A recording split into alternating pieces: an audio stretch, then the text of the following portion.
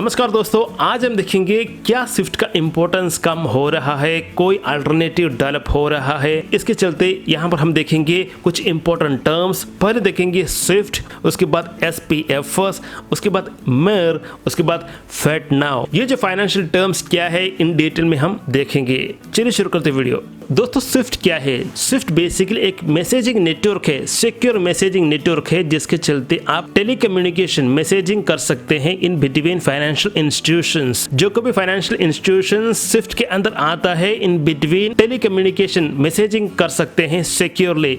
ये है स्विफ्ट। ठीक इसी तरह रशिया का भी एक सिक्योर मैसेजिंग नेटवर्क है, इसका नाम है SPFS, system for transfer of financial messages. इसे ऑपरेट किया जाता है सेंट्रल बैंक ऑफ रशिया की तरफ से, और SPFS प्रोवाइड करता है एक secure message network for financial communication. मगर फंड ट्रांसफर के लिए क्या? सिक्योर मैसेजिंग के लिए हो गया। Fund transfer, electronic fund transfer के लिए आपको क्या अडॉप्ट करना चाहिए? इसके लिए है मेर। मेर यूज करके आप इलेक्ट्रॉनिक फंड ट्रांसफर कर सकते हैं with in the system of SPFS।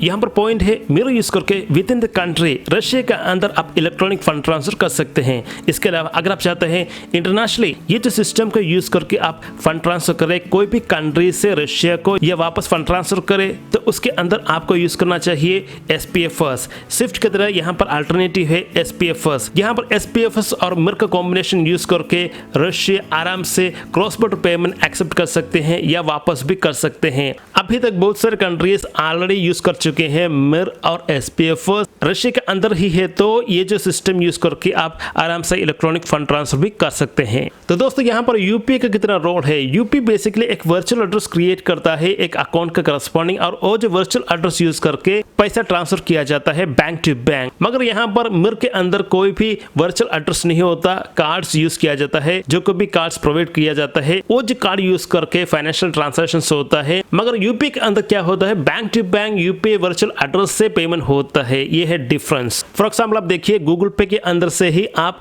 Cards add कर सकते हैं। आपका क्रेडिट कार्ड हो, डेबिट कार्ड हो, जो कोई भी बैंक प्रोवाइड करता है, इसके अंदर गूगल पे के अंदर ऐड कर सकते हैं, और कार्ड्स यूज करके भी गूगल पे से आप पेमेंट कर सकते हैं, फंड ट्रांसफर कर सकते हैं। ठीक इसी तरह ही आप मेर के अंदर से भी पेमेंट कर सकते हैं, इलेक्ट्रॉनिक फंड ट्रांसफर कर सकते हैं, रियल टाइम पेमेंट्स आप कर सकते हैं। दोस्तों यहाँ पर पॉइंट है, क्या अमेरिका के पास कोई भी स्ट्रक्चर अवेलेबल है, real time payment system available है? जी हाँ, अवेलेबल है। ये है FedNow। FedNow यूज करके कोई भी रियल टाइम पेमेंट कर सकता है।